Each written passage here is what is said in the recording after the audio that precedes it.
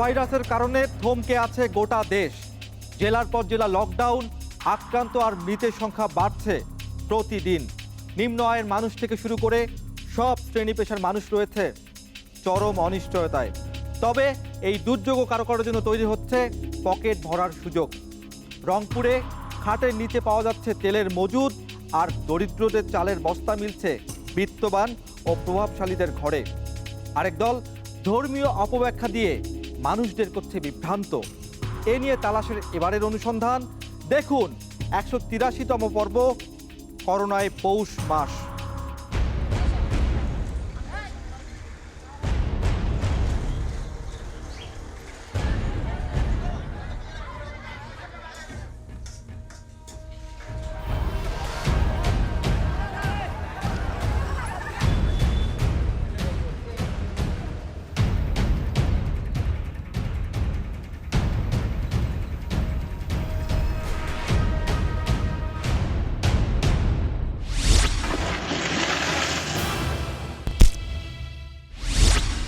নতুন ভাইরাস, নতুন আতঙ্ক।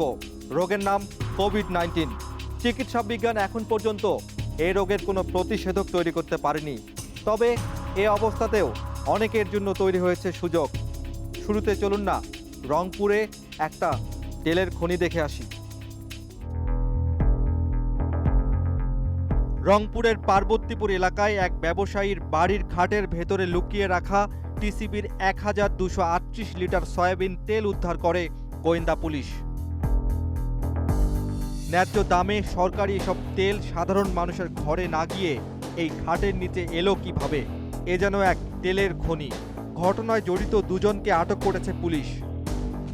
এটা একটা ছোটখাটো একটা তেলের খনির মতো একটা বিষয় হয়ে গেছে। এই ধরনের টিসিবি ডিলার এবং যারা মজুতদারি তারা কিন্তু জনগণের সাথে প্রতারণা করছে। ডিসেম্বর 2019 চীনের উহান প্রদেশে প্রথম নভেল করোনা ভাইরাসের সংক্রমণ শুরু হয়। চীনে মারা গেছে 4,500-এরও বেশি মানুষ। সেখান থেকে দক্ষিণ কোরিয়া, থাইল্যান্ড ও জাপানে করোনা ভাইরাস ছড়িয়ে পড়লেও এসব দেশে শক্তভাবে পরিস্থিতি নিয়ন্ত্রণে রাখা গেছে। তবে ইউরোপ ও যুক্তরাষ্ট্রে বিপর্যয় তৈরি করেছে করোনা ভাইরাস। বিশ্বে ভাইরাস ছড়িয়ে পড়ার শুরুর দিকে অন্যান্য দেশের মতো বাংলাদেশেও বিমানবন্দর ও স্থলবন্দরে কড়াকড়ি শুরু হয়। আক্রান্ত দেশ থেকে আসা যাত্রীদের 14 দিনের হোম কোয়ারেন্টাইনে থাকার নিয়ম করে সরকার।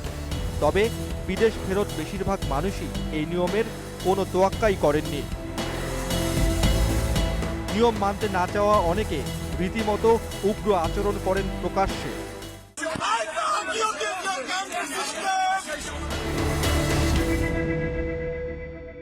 8 মার্চ 2020 দেশে প্রথম 3 জন করোনা রোগী শনাক্ত হন। এরপর যতই দিন যাচ্ছে বাড়ছে আক্রান্তের সংখ্যা। ভাইরাস প্রতিরোধে দরকার কঠোর সামাজিক দূরত্ব, কিন্তু বাস্তব অবস্থা হতাশাজনক।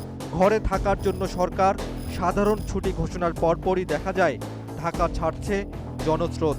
এরপর পোশাক কারখানা খোলার ঘোষণায় দলে দলে ঢাকামুখী হন শ্রমিকেরা। রাস্তায় গণপরিবহন না থাকায় অনেকে রাজধানীতে আসতে থাকেন পায়ে হেঁটে।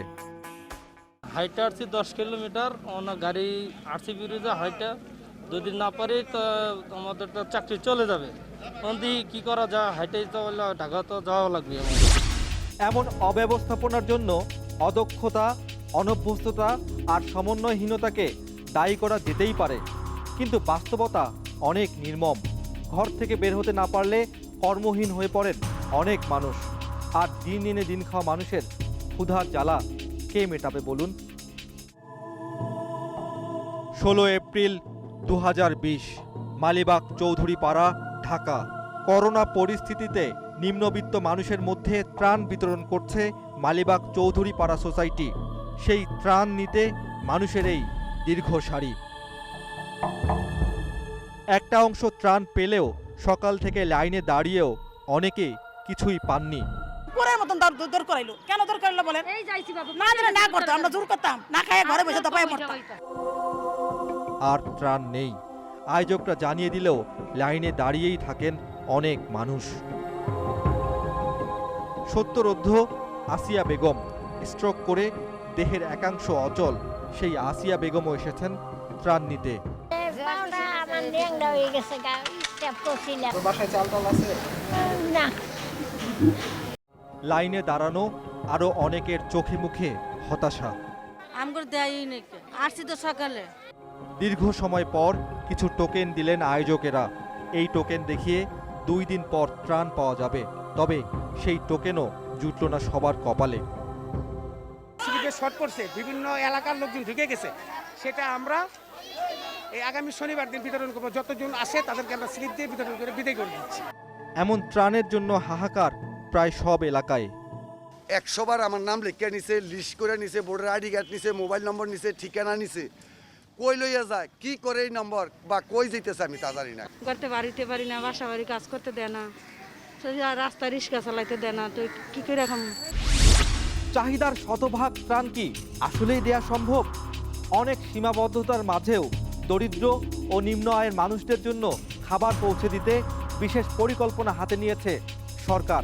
তবে সেই সুযোগে নিজের আখের গোছাতে ব্যস্ত কিছু অসাধু মানুষ। তালাশ টিম এবার সেই সব অনিয়মের দিকে নজর দিতে চায়। করোনা ভাইরাস দুর্যোগের মধ্যে অর্থনৈতিকভাবে বাঁচিয়ে রাখতে প্রায় 1 লাখ কোটি টাকার প্রণোদনা প্যাকেজ ঘোষণা করেছে সরকার। অগ্রাধিকার রয়েছে কৃষি ও শিল্প খাত। সুবিধা পাবে ক্ষতিগ্রস্ত সাধারণ মানুষ। এই প্রণোদনা প্যাকেজ আমি আশা করি যে আমাদের মানুষের আর্থসামাজিক গতিশীলতা অব্যাহত থাকবে। কেউ কষ্ট করুক সেটা আমি চাই না, সকলে কষ্ট লাঘব করাটাই আমাদের দায়িত্ব। আর সেই লক্ষ্য নিয়ে আমরা এই প্যাকেজটা ঘোষণা দিয়েছি। এর শুভফলটা সকলে পাবেন। শুধু আমি এটুকু চাই সবাই যেন সততার সাথে কাজ করেন। এই সুযোগ নিয়ে কেউ যেন আবার কোনো রকমের দুর্নীতি বা কোনো অনিয়ম, কোনো অপব্যবহার যেন কেউ না করবেন। শুরুতেই 10 টাকা কেজিতে চাল দেওয়ার ব্যবস্থা করা হয় ওএমএস এর মাধ্যমে। তবে তৃণমূলে সেই চাল চুরির বেশ কিছু খবর আসে গণমাধ্যমে।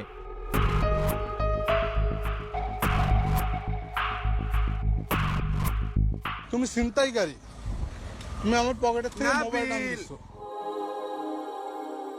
31শে মার্চ 2020 জেলেদের জন্য বরাদ্দ সরকারি চাল চুরির অভিযোগ করায় সাংবাদিক সাগর চৌধুরীকে এভাবেই নির্যাতন করেন বোরহান উদ্দিনের বড় মানিকা ইউপি চেয়ারম্যান জসিম উদ্দিন হায়দারের ছেলে নাবিল হায়দার। মোবাইল ফোন চুরির অপবাদ দেয়া হয় সাগরের বিরুদ্ধে। এই চাল চুরির জন্য আমি বলাতে আজকে আমার এই দশা। মানুষ কোথায় গিয়ে বিচার পাবে বলেন? গণমাধ্যম কর্মীদের টুটি চেপে ধরা হচ্ছে। আপনারা নিশ্চয়ই দেখতে পাচ্ছেন আমার এই চোখ দিয়ে আমার এইখানে কি অবস্থা করছে। অমানবিক নির্যাতনের কারণে হাসপাতালে যেতে হয় সাংবাদিক সাগর চৌধুরীকে। পরে নাবিলকে অবশ্য গ্রেপ্তার করে পুলিশ। ভোলার বিভিন্ন উপজেলায় অভিযান চালিয়ে অবৈধ মজুত করা সরকারি চাল উদ্ধার করে আইন শৃঙ্খলা রক্ষাকারী বাহিনী। এমনকি মাটি খুঁড়েও পাওয়া যায় চালের বস্তা।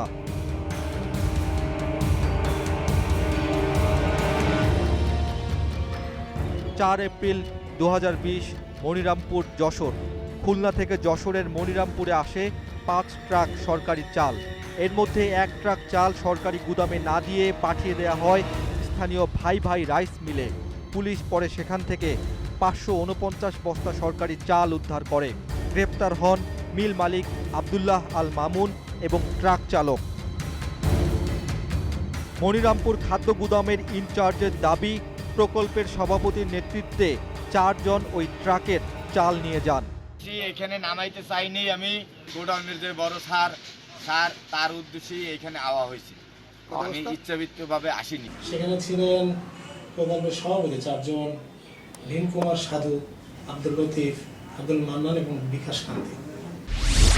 দরিদ্র মানুষকে নিয়ে যখন সরকারি সহায়তার উদ্যোগ নেওয়া হয়েছে, তখন বেশ কিছু জনপ্রতিনিধি নিজের আখের গোছাতে ব্যস্ত হয়ে পড়েছেন। তবে তার বাইরেও সারা দেশে হাজার হাজার জনপ্রতিনিধি এই দুর্যোগে মানুষের পাশে দাঁড়িয়েছেন। আর অনিয়মের বিরুদ্ধে প্রশাসনও কঠোর হয়েছে। করোনা ভাইরাসের সংক্রমণ প্রতিরোধে বিভিন্ন পদক্ষেপ নিয়েছে সরকার। বন্ধ রয়েছে অফিস আদালত। দেশের অনেক জেলাতেই চলছে অঘোষিত লকডাউন। আর এই পরিস্থিতিতে বাড়ছে ক্ষুধার্ত অসহায় মানুষের সংখ্যা। ত্রাণের আশায় দিন কাটছে তাদের। তবে এর মধ্যেও চাল চুরির খবর মিলছে বিভিন্ন জায়গা থেকে। যে সমস্ত জনপ্রতিনিধিরা কোন রকম দুর্নীতির সাথে সম্পৃক্ত হবে তাদেরকে বরখাস্ত, ফৌজদারি মামলা সহ সকল কঠোর আইনানুগ ব্যবস্থা তাদের বিরুদ্ধে নেওয়া হবে। চাল চোরদের বিরুদ্ধে দৃষ্টান্তমূলক শাস্তি দেখতে চায় গোটা দেশ। সরকারের সর্বোচ্চ পর্যায় থেকেও সেই আশ্বাস মিলেছে। এবার একটু অন্যদিকে নজর দিতে চাই আমরা। 19 এপ্রিল 2020 সারা দেশে করোনার এই মহামারী সময়েও এক শ্রেণীর অসাধু চক্র বিক্রয় নিষিদ্ধ ঔষধ গুদামজাত করছে এমন এক গুদামের সন্ধান পেয়েছে আইন শৃঙ্খলা বাহিনী। রাজধানীর বাবুবাজার এলাকার এই বাড়ির 8 তলার একটি ফ্ল্যাটে সেই গুদাম।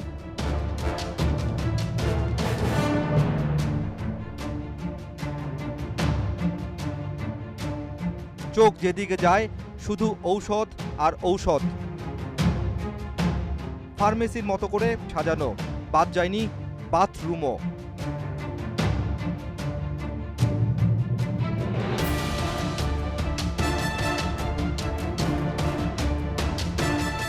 পুরো ফ্ল্যাটে দেশের নামি দামি কোম্পানির ঔষধে ভর্তি।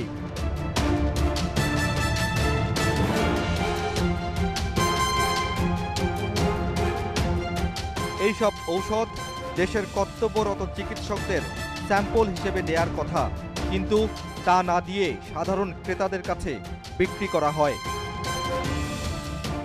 অবশেষে ঔষধগুলো জব্দ করে ভ্রাম্যমাণ আদালত, সাথে জরিমানাও।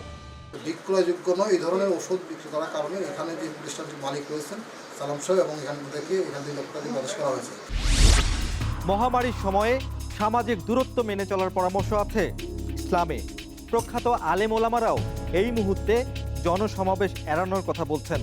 তবে এসব পাশ কাটিয়ে অনেকেই দিচ্ছেন মন গড়া ব্যাখ্যা। 4 মিনিট পর ফিরছি।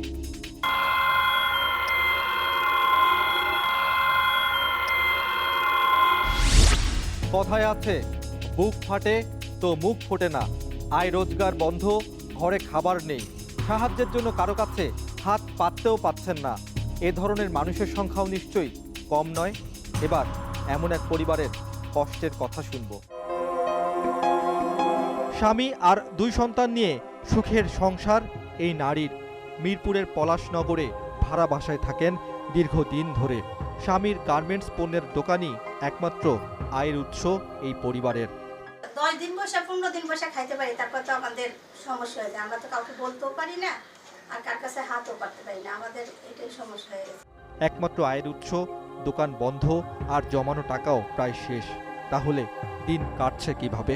ছেলেটা অসুস্থ, ওর ওষুধ কেনার আগে সপ্তাহে 500 টাকা। আমি অসুস্থ, আমার কোমরে ব্যথা আছে, পিঠে ব্যথা আছে, আমার লাগে।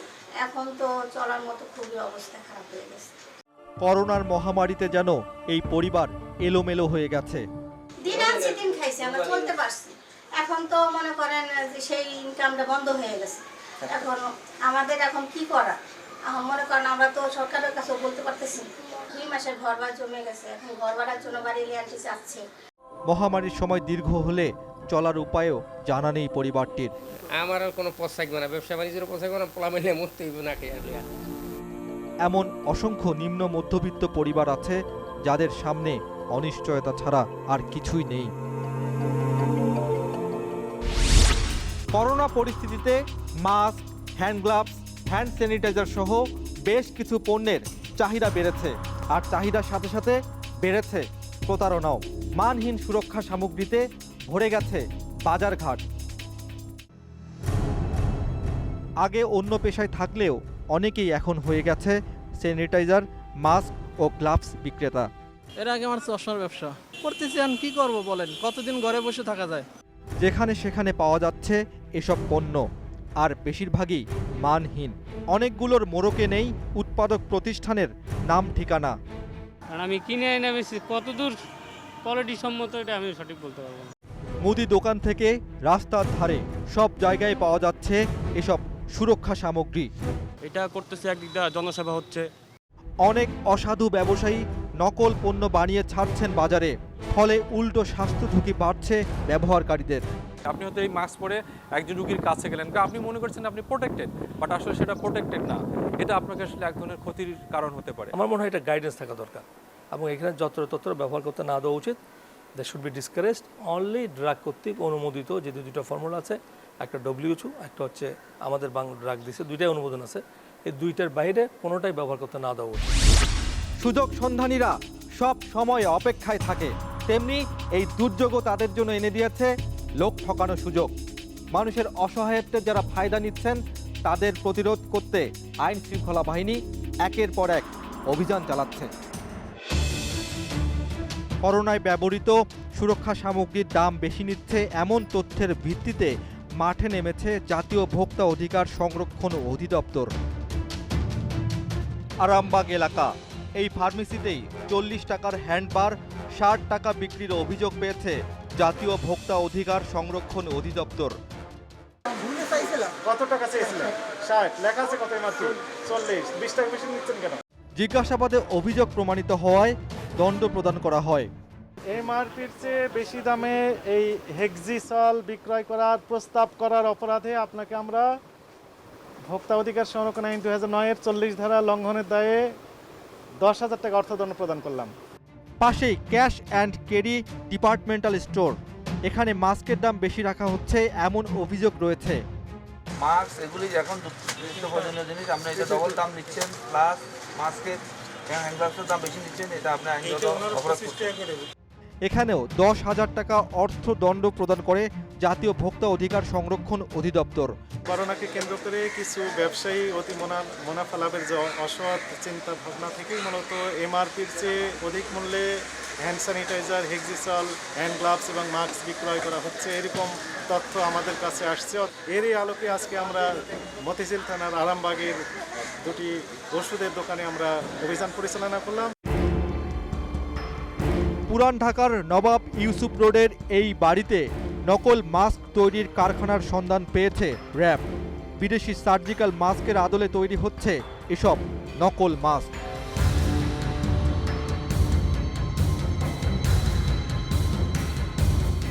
কারখানার চারদিক নজর দিলেই বোঝা যায় কিছুদিন আগেও এই কারখানায় ভিন্ন রকমের পণ্য তৈরি হতো। করোনার প্রভাবে মাস্কের চাহিদা বেড়ে যাওয়ায় সব ফেলে মাস্ক তৈরির কাজ শুরু করেছে কারখানার মালিক। মাস্কের এটা আমরা আরও 1-2 মাস আগ থেকে বানাইতেছি। আগে মুখ এটা ফিল্টার আছে না, ওই দিন ফিল্টারটা আমার আছে, ওই ফিল্টারটাও বানাইছি। এইভাবে ভুল হয়েছে। নোংরা আর অব্যবস্থাপনায় নকল মাস্ক তৈরির কারণে 50,000 টাকা জরিমানা প্রদান করেন র্যাবের নির্বাহী ম্যাজিস্ট্রেট সারোয়ার আলম।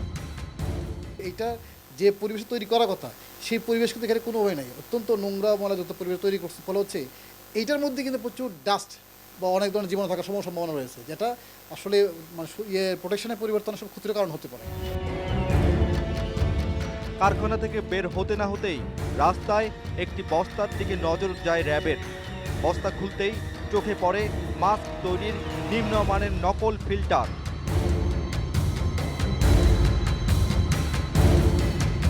অবশেষে তাকেও 25,000 টাকা জরিমানা করা হয়।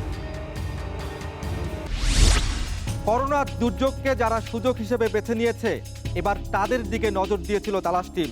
এ ধরনের চক্রের বিরুদ্ধে সবাইকেই সতর্ক থাকতে হবে। অনিয়মের কোনো তথ্য পেলে সাথে সাথে জানান আইন শৃঙ্খলা বাহিনীকে। দুর্যোগে সবাই সবার পাশেই থাকুন। এই সংকটে যতটা সম্ভব ভালো রাখার চেষ্টা করুন আপনার পাশের জনকে। আজ বিদায় নিলেও ফিরছি আগামী পর্বে নতুন কোনো তালাশ নিয়ে, সন্দেহ ভেদ করে সত্য নিয়ে আপনার কাছে। সে পর্যন্ত আপনিও জারি রাখুন অনুসন্ধান। মনে সন্দেহ জাগায় এমন কিছু দেখলেই তালাশ করুন, ভেঙে ফেলুন দৃষ্টির সীমানা। তালাশ টিম থাকবে আপনার সাথে।